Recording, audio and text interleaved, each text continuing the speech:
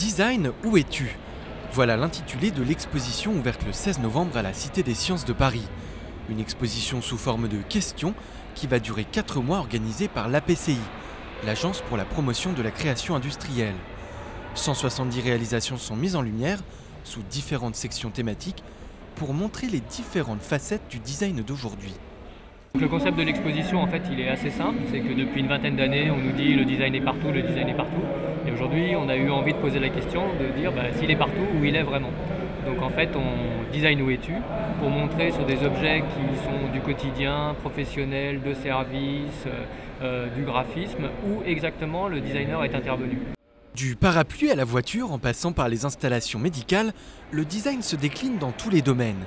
Longtemps considéré, à tort, comme exclusivement esthétique, réservé aux accessoires ou au mobilier, le design se révèle plus que jamais comme une discipline aux multiples applications.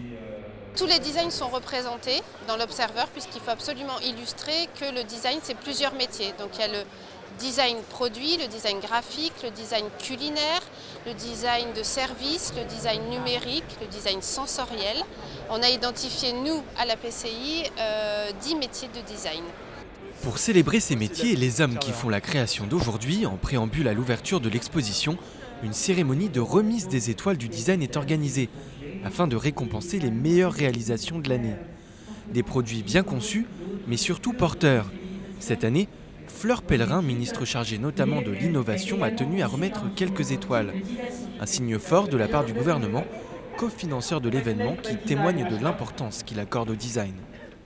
Et je pense que c'est important aussi d'acculturer le public à toutes les applications possibles du design, à leurs impacts économiques ou leurs impacts sur l'expérience utilisateur, l'utilisation au quotidien des objets pour rendre les objets plus beaux, plus faciles à utiliser, plus agréables à manier. Et je crois que c'est une belle exposition.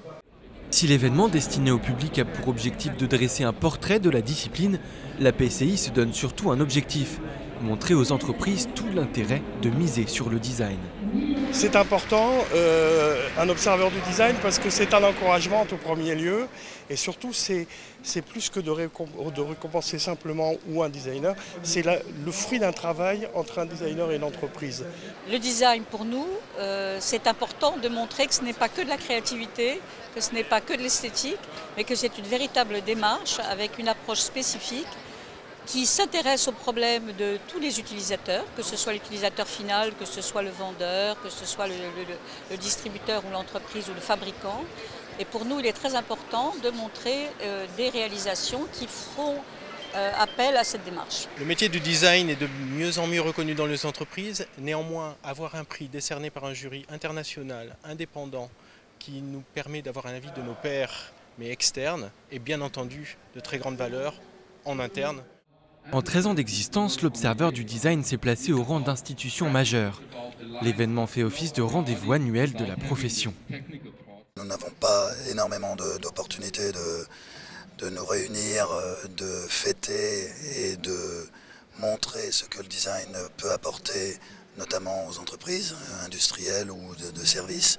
Donc c'est une réunion annuelle qui est une grande opportunité pour toute la profession. Parmi tous les projets exposés, les entreprises françaises commencent à trouver leur voie. Un design made in France qui sait se démarquer. Attends, le prix de design français par excellence, évidemment, ça reçoit aussi une reconnaissance internationale, puisque c'est comme une palmarès des meilleurs designers et des meilleurs des industries qui ont misé sur le design dans ce pays-ci. Donc ça se met au même niveau que tous les autres prix nationaux. Reconnu comme un label de design à la française, l'Observer du design gagne en galon. Il s'impose à l'étranger comme un acteur avec lequel il faut compter. Après Paris, l'exposition devrait prendre la direction de Hong Kong, la Corée ou encore Istanbul.